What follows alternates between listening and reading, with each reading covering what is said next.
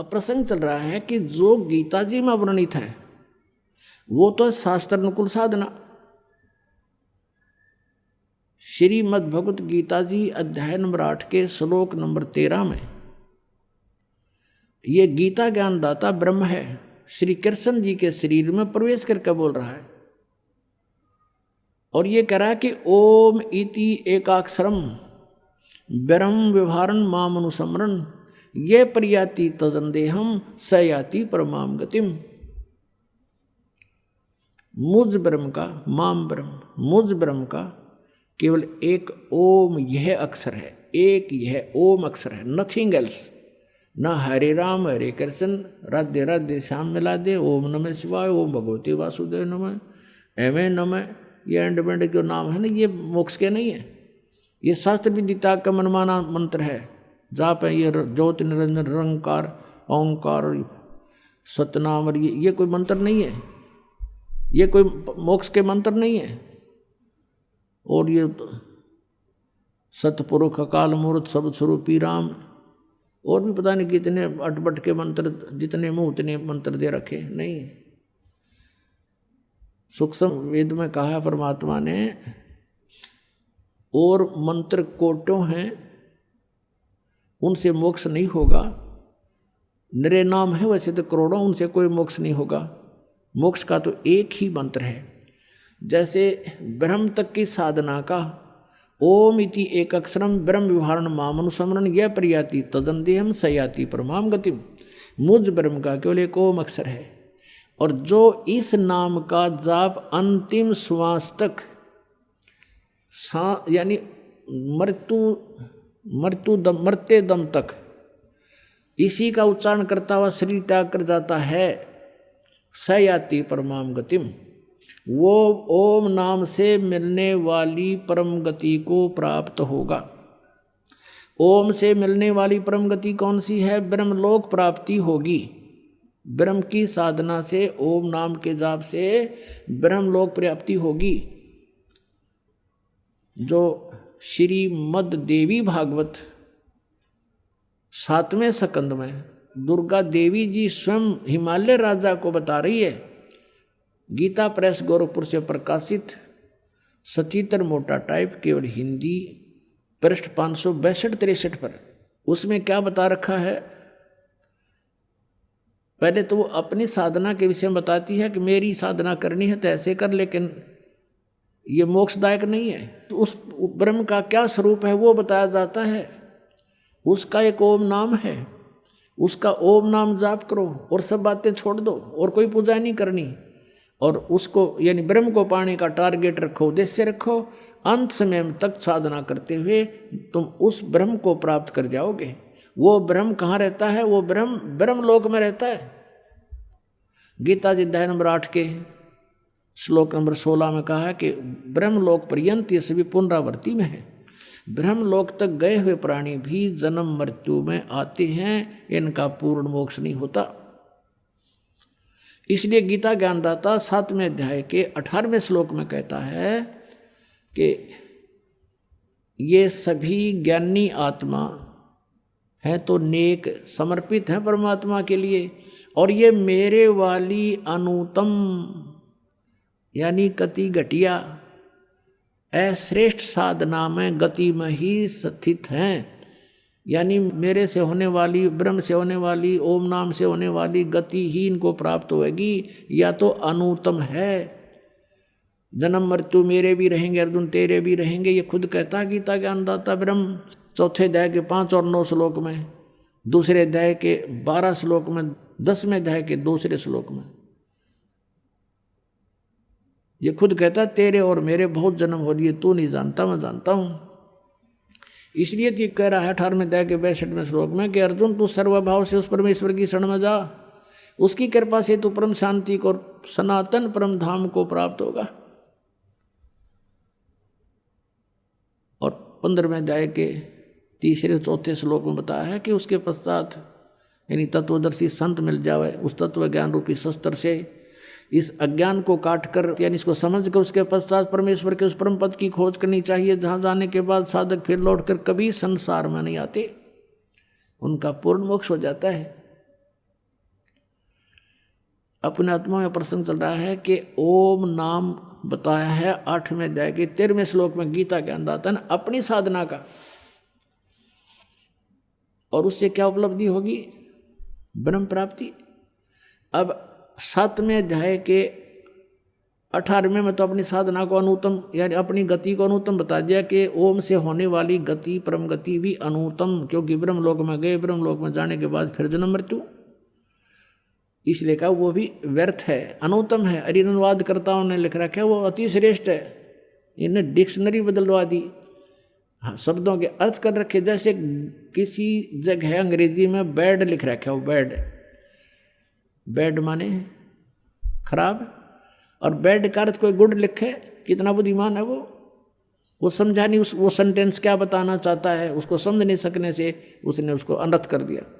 ऐसे ही गीता के इस तत्व ज्ञान को ना समझने से गीता के अर्थों का अनर्थ कर डाला इन लोगों ने। वर्ज माने जाना होता है, इन्होंने आना कर दिया 18वें अध्याय में 66वें श्लोक में। ये कहता है गीता ज्ञानदाता कि मेरे सतर की सब पूजाओं को मुझ में छोड़ दे, ओम नाम के जाप को मुझे दे दे, फिर एकम शरणम व्रज, वो सर्वशक्तिमान परमात्मा की शरण में जा, जिसके बराबर दूसरा ना हो, एकम अद्वितीय। इन्होंने वहाँ आना लिख रखा है। अब यहाँ प्रसंग चल रहा है कि जो ये और अन्य नाम देते हैं, ये हरे राम हरे कृष्ण श्री राधे, ये शास्त्र विदिता कमनमान आचरण है इनका, जो 16वें अध्याय के गीता जी के श्लोक नंबर 23-24 के अनुसार व्यर्थ है। यही गीता ज्ञानदाता कहता है, इस कारण से ये मेरी साधना भी 7वें अध्याय के 18वें श्लोक में कि मेरी गति भी अनुत्तम है, और इसीलिए 7वें अध्याय के 19वें श्लोक में कहा कि बहु नाम जन्मा नाम अंते ज्ञानवान माम प्रपते, बहुत बहुत जन्मों के अंत में कोई ज्ञानी मुझे मेरी भक्ति करता है, नहीं तो ये नीचे जय गणेश देवा माता थारी पार्वती इनमें लगे रहे। और वासुदेव सर्वमिति स महात्मा सुदुर्लभ है, ये बताने वाला कि नहीं वो सर्वशक्तिमान परमात्मा परम अक्षर ब्रह्म ही सब कुछ है, उसी की पूजा करनी चाहिए, उसी से मोक्ष होगा, वही पाप नाशक है, आपकी आयु भी बढ़ाएगा, आपके संकटों के विघ्नों को भी नाश करेगा। और वो परमात्मा अच्छी आत्माओं को आकर मिले हैं, उनको सत साधना से परिचित करवाया है। उन्होंने जो सत साधना की वो अपनी अमृतवाणी में पहले ही साक्ष्य प्रमाणित रख रखे हैं, वो परमात्मा के साक्षी हैं कि सचमुच वो परमात्मा ऐसी ये साधना देता है, और वही आज सदगर्भ बता रहे हैं। ये तो ब्रह्म का मंत्र 8वें अध्याय के 13वें श्लोक में ब्रह्म तक की साधना का मंत्र है ओम। फिर 8वें अध्याय के प्रथम श्लोक में अर्जुन ने पूछा, हे भगवान आपने जो 7वें अध्याय के 29वें श्लोक में जिस तत्ब्रह्म की जानकारी बताई है कि उसकी जानकारी जिसको होगी, सारे अध्यात्म की का ज्ञान हो गया, सब कर्मों का ज्ञान हो गया, तो वो प्राणी केवल, वो साधक केवल जरा और मरण से छूटने का प्रयत्न करता है। तो वो तत्ब्रह्म क्या है और क्या वो अध्यात्म है? 8वें अध्याय के 3रे श्लोक में गीता ज्ञानदाता ने कहा कि परम अक्षर ब्रह्म है। अब 8वें अध्याय के 5 और 7 में तो कहता है मेरी भक्ति कर, मेरा ओम नाम है, मुझे प्राप्त होगा, लेकिन युद्ध करना पड़ेगा, शांति नहीं हो सकती, जन्म मृत्यु तेरी रहेगी मेरी भी रहेगी। 8वें अध्याय के 8, 9, 10 में तुरंत कहा है कि उस परम अक्षर ब्रह्म की साधना करनी है तो उस तत्वदर्शी संतों को पूछो, फिर उसकी भक्ति करने वाला उसको प्राप्त हो जाएगा। और फिर 15वें अध्याय के 1 से लेकर 4 में कहा कि उस परमेश्वर की उस परम पद की खोज करनी चाहिए, फिर जहाँ जाने के बाद फिर लौट कर कभी संसार में नहीं आते। उसका मंत्र क्या है, उसके लिए उसने ऑप्शन छोड़ दिया कि तत्वदर्शी संत उसके डिटेल बता सकते हैं। 17वें अध्याय के 23वें श्लोक में कहा है ओम तत्सत इति निर्देश है ब्रह्मणे त्रिविध समर्थ है, सचिदानंद घन ब्रह्म यानी परम अक्षर ब्रह्म के पाने की ये 3 मंत्र की साधना है। अब 3 मंत्र की साधना है, जैसे हमने हैंडपंप लगाना है तो हैंडपंप लगाने के लिए जो प्रयत्न है वो पूजा नहीं, पूजा तो जल की कर रहे हैं जिस जो हमने ढूंढना पाना है, तो वो जो साधनाएं हम करते हैं ये साधना तो ये समझ लो ये पूजा नहीं है। कोई नु के ओम नाम का जाप देते हो और उधर से ओम तो काल का जाप है। अब हमने क्या करें, लो तो लोहे कट्या करें, लोहे से लोही कट सकता है। तो हमने अपने उद्देश्य को पाने के लिए यह लिखा है कि ओम तत्सति निर्देश है ब्रह्मणे त्रिवेद समर्थ है। ओम ब्रह्म का, सर्वपुरुष का, गीता जी अध्याय नंबर 15 के श्लोक नंबर 16 और 17 में 3 पुरुष 3 भगवान बताए। पुरुष माने प्रभु। पुरुष इसलिए का मनुष्य को क्योंकि परमात्मा पुरुष जैसा ही है, वो पुरुष है, हम डुप्लीकेट पुरुष हैं, हम उसके उस जैसे होने से हमें भी पुरुष कहने लगे। वास्तव में पुरुष माने परमात्मा प्रभु। पुरुष कहो ब्रह्म कहो तो यहाँ कहते हैं सरपुरुष अक्षर पुरुष। गीता जी अध्याय नंबर 15 के श्लोक 16 में 2 पुरुष 2 प्रभु बताए हैं, एक सरपुरुष एक अक्षर पुरुष। ये सरपुरुष है, ये 21 ब्रह्मांड का स्वामी, ये ब्रह्म सरब्रह्म कहो इसको।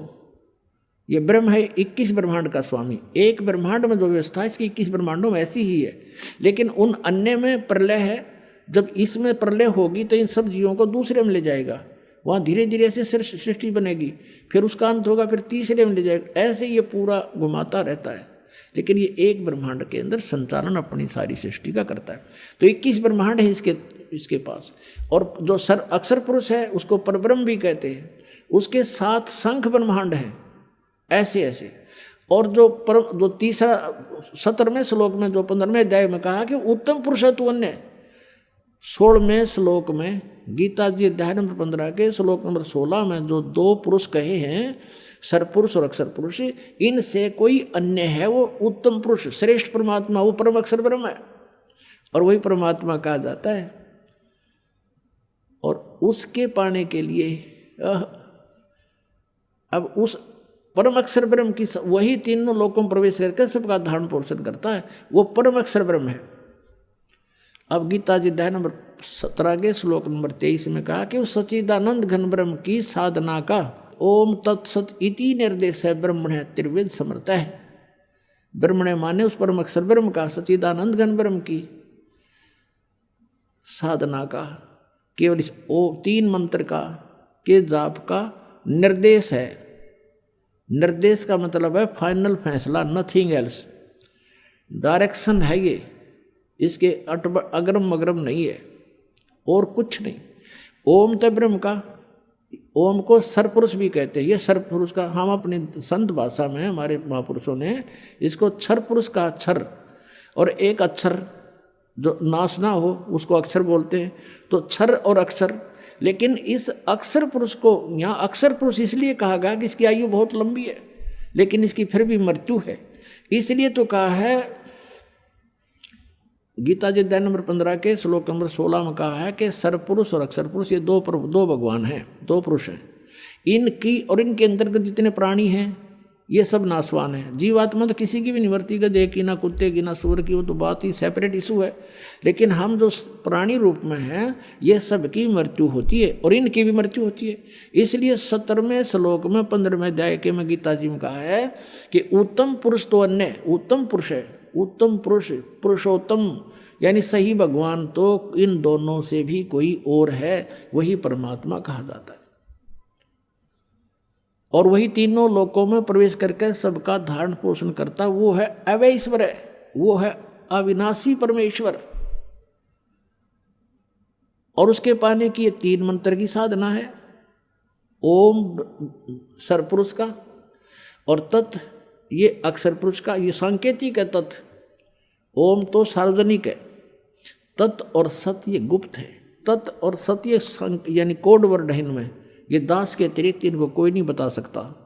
और दास से प्राप्त इस ज्ञान से कोई वैसे किसी को बता भी देगा उसका अपना भी नाम खत्म, दूसरा कल्याण होना है, को नहीं दोषी होगा उसका नाम खत्म हो जाएगा। तो ये क्योंकि अधिकारी के बिना आप कोई डुप्लीकेट लाइसेंस बना कर देते हो, पासपोर्ट बनाते हो डुप्लीकेट, तो आप भी सजा के पात्र और बनवानियाँ भी दोनों ठोके जाएंगे जेल में।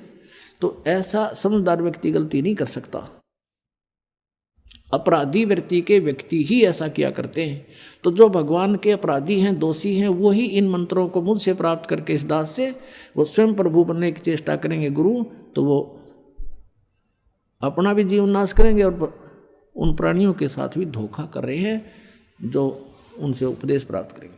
तो कहने का भाव ये है पुण्यात्माओं, समर्थ का सरना गहो रंग होरी हो, कदे न हो ए काज राम रंग होरी हो। दुख द्वंद उपाद में जीव बंधे, समर्थ की नहीं उपासा है। दुख द्वंद उपाद में जीव बंधे, समर्थ की नहीं उपासा है। इस दुख द्वंद में, उपाद में, बकवादा में सब जीव लगे हुए हैं, उस समर्थ की पूजा नहीं करते हुए। समर्थ का शरणाग हो रंग होरी हो, कदे न हो ए काज राम रंग होरी हो। बोलो सतगुरुदेव।